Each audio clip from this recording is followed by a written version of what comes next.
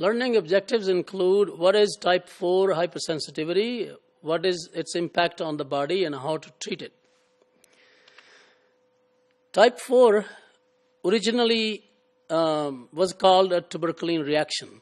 And the reason was that Robert Koch was working on mycobacterium, and he observed that if he injects this antigen intradermally to the patient develop a kind of delayed response. You remember that the first hypersensitivity type 1, which we call anaphylaxis, is kind of immediate. It takes only 30 minutes to develop. But this one actually takes 1 to 2 days in order to develop. That is the reason this is also called delayed type of hypersensitivity.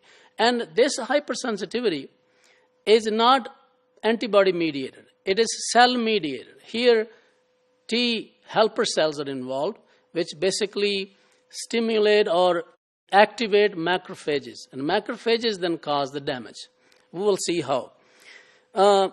Very good example is a contact dermatitis. And here, this plant, the leaves of this, although not present, well, not in, at least in Punjab, I don't know if they're present in the northern areas, it's called ivy.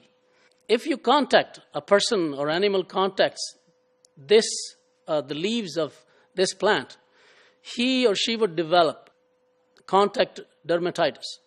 And the reason is that there is an antigen which this leaf releases a chemical or has a chemical that binds to skin proteins.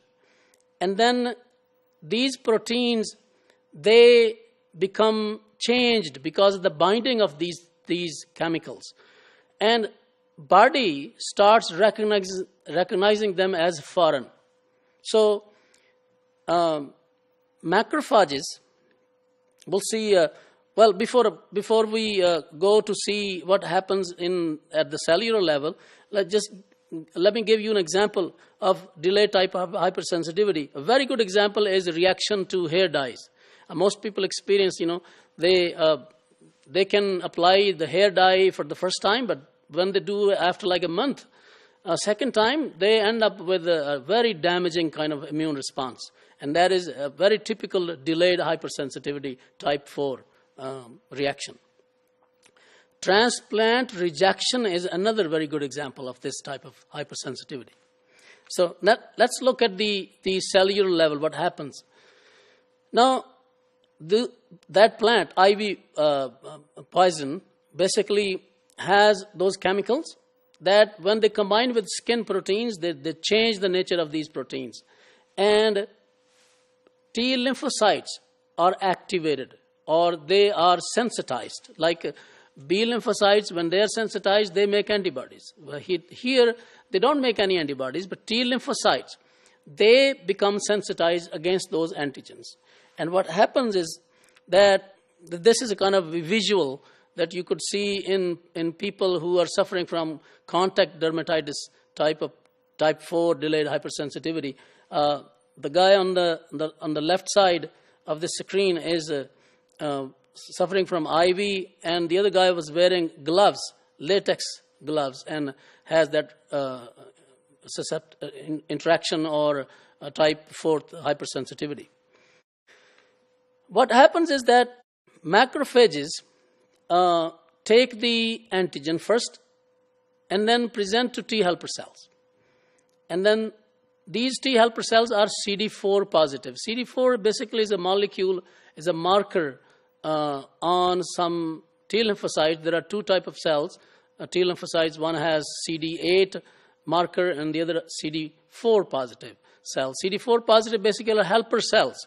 And CD8 is a cytotoxic cell that basically makes cellular immunity. But here, these helper cells, they help other cells of the immune system like macrophages, like lymphocytes, B and T, other lymphocytes. These cells are helper cells. They become sensitized, and what happens is, this slide is a kind of exploded view of the same reaction that you saw in the previous slide. Now, APC, which is antigen-presenting cell, which is a macrophage in this case here, takes up that antigen, present to T lymphocytes, and then T lymphocytes become sensitized and start proliferating against the antigen. Now, what would happen that second time when the same individual encounters the same antigen, second time, these lymphocytes that have been sensitized, they bind to the antigen, and then they also bind to the macrophages. And nearby macrophages, they activate those macrophages. And these macrophages, they're resting.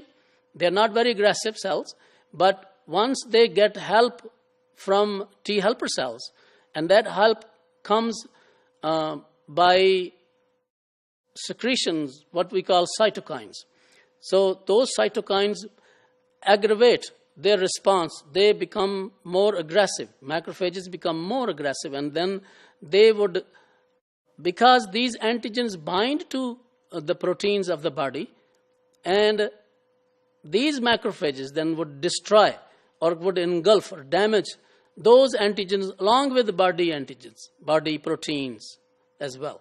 So that, and this is the reason, because cells are involved, they reach to the site of this contact where the antigen was contacted on the skin. They reach there in 1 or 2 days.